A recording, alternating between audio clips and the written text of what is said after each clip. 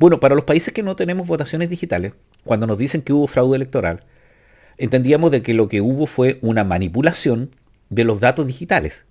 Y por lo tanto, cuando escuchábamos esta información de que había caído el sistema y uno no podía acceder por página web a ver los datos del servicio electoral de Venezuela, lo que uno entendía es que había manipulación, es decir, que efectivamente, si yo votaba, lo que suponía yo es que si yo llegaba a votar a la una por el candidato A, aparecía el B, ¿cierto? Pero José María del Pino, que es un corresponsal para diferentes medios chilenos que está en Estados Unidos, hace un resumen muy claro que les quiero compartir con respecto a cómo se habría fraguado este fraude electoral, porque hay una vía paralela entre la votación digital que hicieron los venezolanos y una suerte de ticket o voucher donde queda registrado esa votación, que es la fórmula de poder testear estos datos. Entonces, para que podamos entender un poquito, para los amigos del canal que no son de países donde se vota digitalmente, como el mío en Chile, para que podamos entender cómo se habría fraguado el fraude. Veamos lo que dice José María del Pino. Bueno, aquí dice José María del Pino, esto es de Twitter, él es corresponsal, tiene un magíster en periodismo político, está de Colombia y es corresponsal para NTN 24, Canal 13, Cooperativa y Todo Noticia. ¿Ya? Entonces, él trata de explicar, y yo les quiero compartir eso, cuál fue el procedimiento. Dice que fue una noche muy difícil para los testigos de la oposición. Quiero explicarles cómo se robaron las elecciones. Uno, cada mesa emite un voto anónimo que va a sistema, pero al mismo tiempo entrega una boleta física. Eso era lo que yo no entendía y no podía comprender, porque yo decía, claro, va uno y vota electrónicamente, y cómo uno sabe de que su voto no va a ser, por decirlo así, hackeado, interceptado o modificado dentro de la base de datos electrónica. Era como impensable, por ejemplo, para nuestros países el tener un voto por correo, ¿cierto? Como lo tiene Estados Unidos, que tú llenas tu papeleta, lo pones en el correo y lo envías, porque uno diría, ¿y si se roban el correo? ¿Cierto? En esos países nos preguntarían a nosotros, y bueno, ¿y por qué se van a robar el voto? ¿Cierto? Es como la típica historia que se cuenta en Chile cuando el director del servicio electoral chileno fue a un país nórdico y preguntó dónde firmaba la gente que iba a votar. Y uno le decía, ¿pero por qué firma? Para que no votes dos veces. Y le contrapreguntaron que por qué una persona iba a tratar de votar dos veces. Es decir, no entendían que un ciudadano cometiera ese tipo de fraudes. Sigamos viendo cómo cuenta José María del Pino este fraude. Bueno, cada mesa emite un voto anónimo que va a sistema, pero al mismo tiempo entrega una boleta física.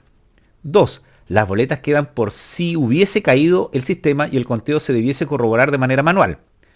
3. Cada máquina además totaliza los votos y entrega un acta impresa. Ah, ya, eso yo no lo sabía. Es decir, si cae el sistema, como se dice que sucedió en algunos momentos, van a quedar estas boletas para contabilizar. Mira, cayó el sistema y votaron 20 personas en la máquina, pero tenemos las papeletas de 20 votos. Y se arroja una totalidad de los votos, y entiendo yo, con las alternativas de cada uno de los candidatos, y teníamos ese respaldo. Dos papeletas. Una papeleta por cada voto y una papeleta de acta. ¿Me podrían comentar los amigos que son de Venezuela, que vieron esta votación o que votaron, si es así efectivamente? Porque nos cuesta entender a los que no somos del sistema electrónico de votación y que tenemos muchas dudas con este sistema. Entonces, después, ¿qué dice? La oposición tiene un 40% de las actas impresas, pero luego empezaron los problemas. Miembros de las Fuerzas Armadas intentaron llevarse la caja con los votos físicos. En algunos casos se lo llevaron, en otros los testigos lo impidieron. 6. En otros puntos, los funcionarios de la mesa negaron copia de las actas a los testigos.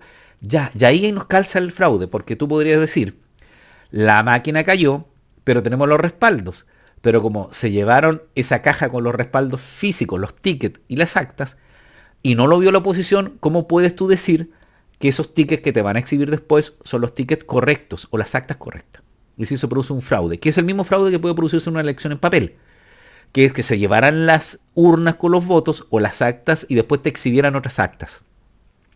Y por eso que el argumento de la oposición es que tenemos el 40% de las actas impresas y la tendencia es tan grande que es imposible que en el 60% hubiera variado a la magnitud de la votación que se indica que llevó a triunfar a Maduro. Sigamos viendo. ¿Qué más dice este Twitter de José María del Pino? En otros puntos, los funcionarios de la mesa negaron copia de las actas a los testigos. 7. La transmisión de datos se detuvo súbitamente y las alertas se encendieron de distintos centros de votación desde donde llegaban al comando las denuncias. Todo eso empezó a ocurrir cerca de las 9 de la noche. Claro. Entonces, junto con haber este problema de las actas físicas, hubo una caída del sistema que se entiende que fue producido por el gobierno, a pesar que el gobierno dice que ahora fue Elon Musk, ¿cierto? Pero el gobierno produjo la caída porque ya tenía antecedentes que iba ganando la oposición y por lo tanto, para poder justificar con boletas físicas que iba ganando Maduro versus el registro digital, tenía que acercar el sistema. Porque el sistema no podía recibir esta información porque entiendo que tendrá alguna certificación y será testeado y se podrá determinar si fue manipulado o no, pero no así con las papeletas impresas. Sigamos viendo lo que dice este periodista. Paralelamente a esa hora, los testigos generales de la oposición fueron impedidos de entrar al CNE, que es el Servicio Electoral venezolano, para supervisar la transmisión de datos, para verificar que no hubiera manipulación. La oposición logró computar de manera paralela el 40% de los actas en su poder y el 99.9% el ganador es Edmundo González en una razón 2-1 en votos sobre Nicolás Maduro.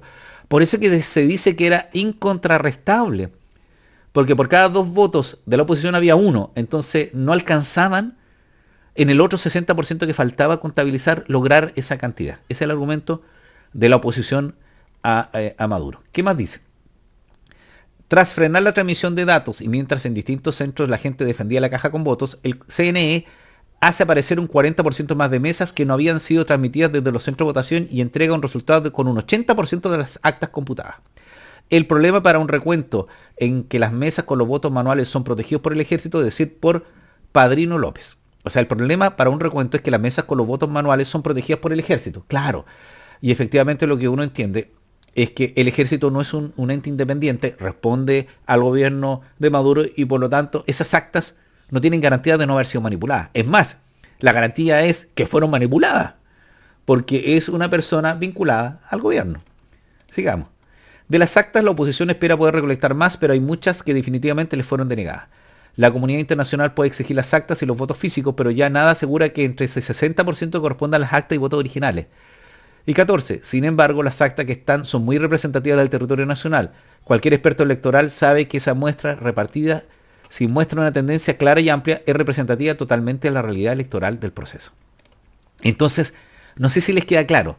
El fraude se habría producido porque se hizo caer el sistema con un 40% de votos, donde la oposición señala que ese 40% de votos, que son geográficamente muy representativos, para sacar un cálculo estadístico, posibilita el declarar que había una proporción de 2 votos para la oposición y 1 para el gobierno y por lo tanto ganaba la oposición. ¿Cómo se logra tener datos que puedan argumentar no, el que ganó fue el gobierno? Porque cuando cae el sistema, es como que fallara el sistema computacional y existen las actas en papel. Y las actas en papel no queda constancia que sean las originales porque la oposición, los veedores de la oposición, los apoderados, los testigos, como dicen los venezolanos, no pudieron tener claridad con respecto a eso. Y por lo tanto hubo manipulación. ¿Por qué? Porque solo tendríamos el sistema digital resguardado hasta el 40%.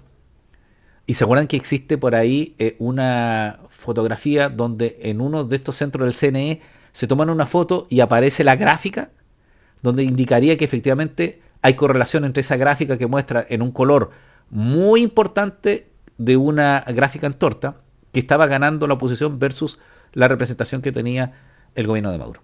Entonces espero que hayan podido entender un poquito esto, que la manipulación se produce en las actas de papel, porque no podía haber habido una manipulación digital, porque lo que se argumenta es que cayó el sistema.